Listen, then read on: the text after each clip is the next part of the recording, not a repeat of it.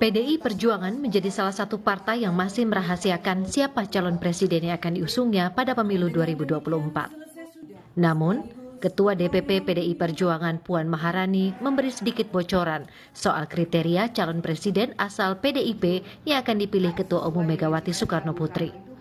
Puan menyebut capres yang diusung haruslah kader terbaik PDIP yang pernah ikut berjuang membangun partai.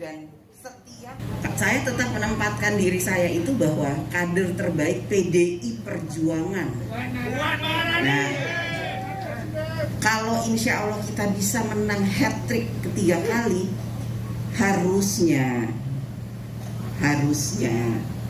orang tersebut adalah orang yang memang betul-betul paling tidak pernah ikut berjuang, pernah memperhatikan partai, dan ikut berdarah-darah dalam membangun PDI Perjuangan selama ini.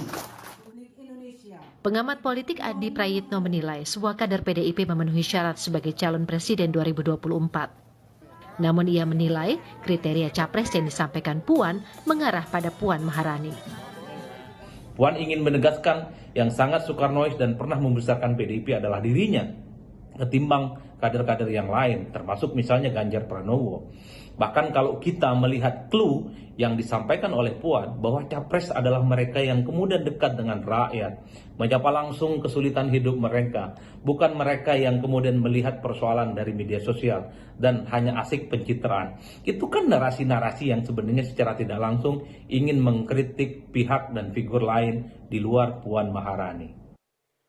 Bursa calon presiden masih terbuka lebar. Setiap partai masih menghitung langkah mempersiapkan kader terbaiknya untuk maju sebagai calon presiden 2024 yang akan dipilih masyarakat di pemilu presiden 2024 mendatang. Tim Liputan Kompas TV. Siapa nama yang nantinya masuk bursa Capres PDI Perjuangan? Kita akan bahas bersama dua narasumber di Sapa Indonesia Malam. Ada Andreas Hugo Parera, Ketua DPP PDIP, ada juga Adi Prayitno, Direktur Eksekutif Parameter Politik. Selamat sore, Bung Andreas, juga Bung Adi, apa kabar? Selamat sore, Priska. Sore, senang bertemu. Semoga sehat selalu ya. Saya ke Bung Andreas dulu. Tadi kan di pengantar berita sebelumnya Bung Adi bilang bahwa ini mengarahnya kayaknya ke Mbak Puan. Saya tanya ke Bung Andreas, iya atau tidak Bung Andre? Saya kira posisi saat ini ya. Tampaknya kita akan perbaiki dulu suara dari Bung Andreas. Saya ke Mas Adi dulu deh kalau gitu, Mas Adi. Iya, kenapa tadi Mas Adi mengatakan bahwa ini kayaknya mengarahnya ke Mbak Puan deh? Ya kan sebenarnya secara umum kriteria yang disampaikan oleh Mbak Puan itu kan sifatnya normatif ya, bahwa capres di 2024 dari PDIP adalah mereka yang setidaknya berdarah-darah, berjuang dan memperhatikan partai gitu. Yang kedua adalah mereka Soekarnois. Dalam konteks itu siapapun sebenarnya masuk kriteria. Ya. Semua kader PDIP pastinya pernah berdarah-darah memperjuangkan PDIP dan tentu saja sangat Soekarnois.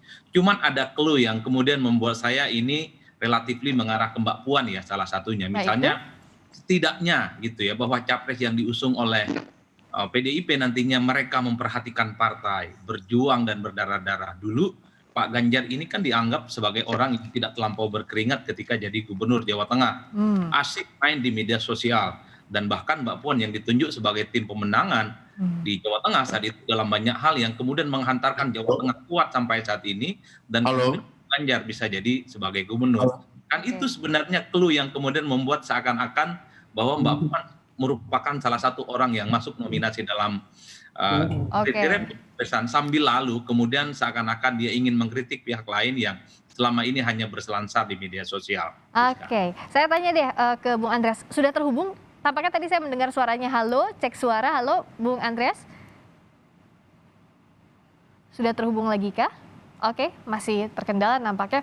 Oh, jadi kalau misalnya tadi Mas Adi kayaknya sih ini mengarahnya ke Mbak Puan begitu dinilainya. Karena ada beberapa kriteria tadi, ada beberapa clue tadi.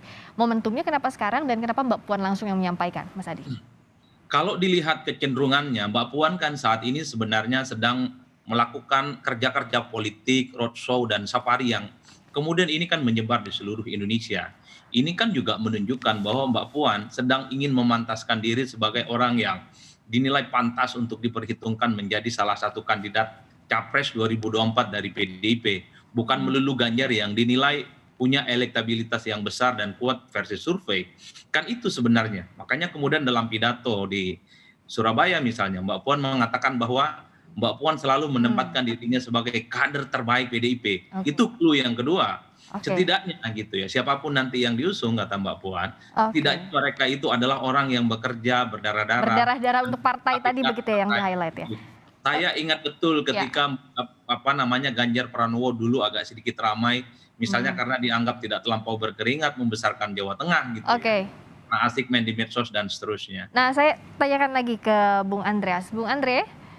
Ya, halo. Halo. Sudah terhubung sekarang ya, sudah jelas suara saya ya, Bung Andreas.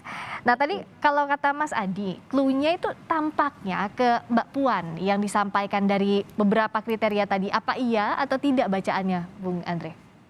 Ya, tentu di dalam situasi seperti ini artinya menuju pilpres atau menuju capresan, kemudian kandidasi untuk ya terutama dari dalam PDI Perjuangan, interpretasi dan apa yang disampaikan Mas Adi sebagai pengamat, saya kira sah-sah aja gitu dalam arti apa yang disampaikan oleh Mbak Puan kemudian diinterpretasikan. Tapi kalau menurut saya apa yang disampaikan Mbak Puan cukup fair kok, dalam arti bahwa ya memang prosesnya itu harus seperti itu, dalam arti bahwa ya ketika menuju pada pengerucutan dan di situ memang ya kalau kita lihat dari suara yang muncul dari masyarakat, baik dari internal maupun dari luar, ya nama Mbak Puan, nama Mas Ganjar, dan ya tentu kemudian yang memutuskan itu adalah ibu, nanti ibu yang akan memutuskan, Ibu Ketua Umum, Ibu Megawati Soekarno Putri, dan bahwa salah satu kriterianya itu bahwa ya mereka yang benar-benar ya akan menjalankan ideologi partai, dan itu yang paling penting.